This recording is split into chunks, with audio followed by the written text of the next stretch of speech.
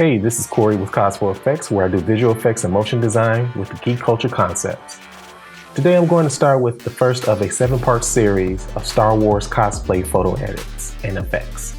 Shout out to today's cosplayer, actor, and entertainer, Rob Fury. Okay, so let's get started.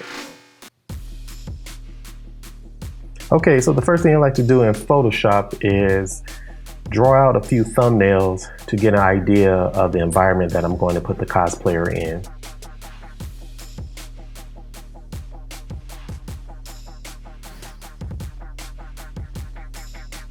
For the image that we're going to work on for this episode, I'm looking to do something with Darth Maul. I would like to put some fire in the foreground and probably some smoke in the background.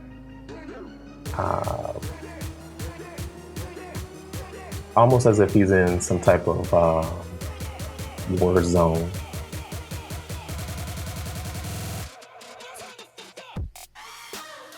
Another thing about thumbnails, it doesn't have to be perfect as long as you understand what it looks like or what you're trying to do.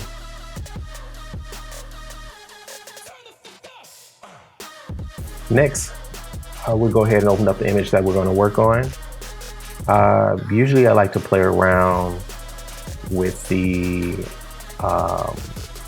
crop tool it kind of activates the like a golden ratio or rule of thirds guides. So sometimes I like to set that up just to set up the composition for whatever I'm going to do.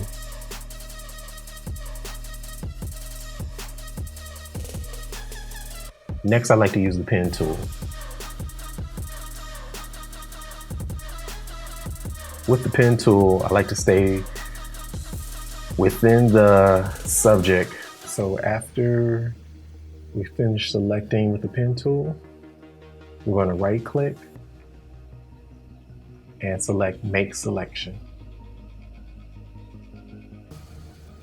Then we click on the mask button.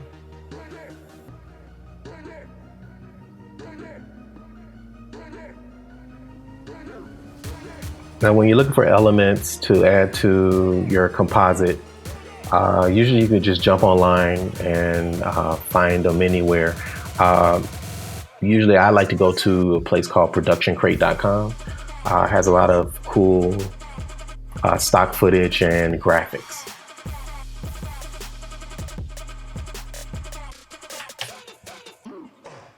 Now for my lightsaber effects, I usually like to go to After Effects and use this plugin called Saber.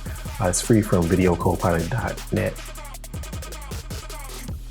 Okay, so then you want to go ahead and add a solid into the composition. Then apply a plugin, Saber. And on that same solid, you want to draw 2 paths. They're the shape of the lightsaber.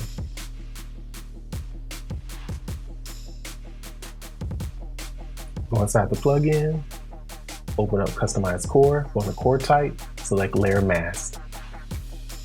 That way, the saber effect follows the paths that you drew on the lightsaber.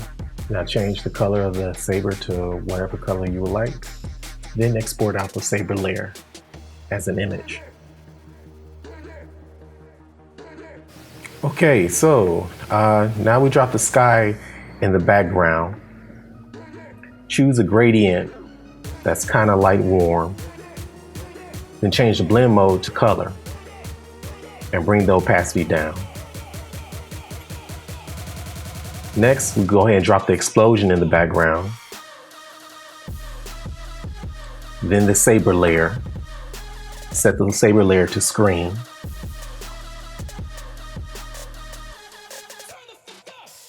Then for the fire that's in the foreground, what's really important is that this should be like the light source for Maul, the main light source. So what I did was I created a circle with the marquee tool and filled it with a warm gradient. Set the blend mode to soft light, then Gaussian blurred, and then adjust the opacity.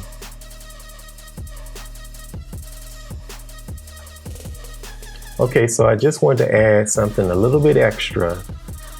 So I thought it'd be pretty cool to add a clone trooper's helmet stuck on a pike in the foreground also.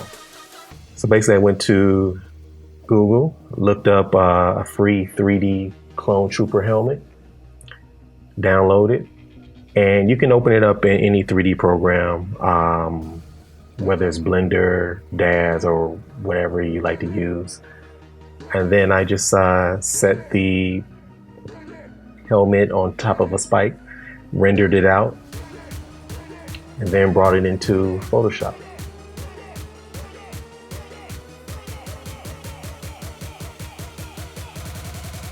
Made a few adjustments.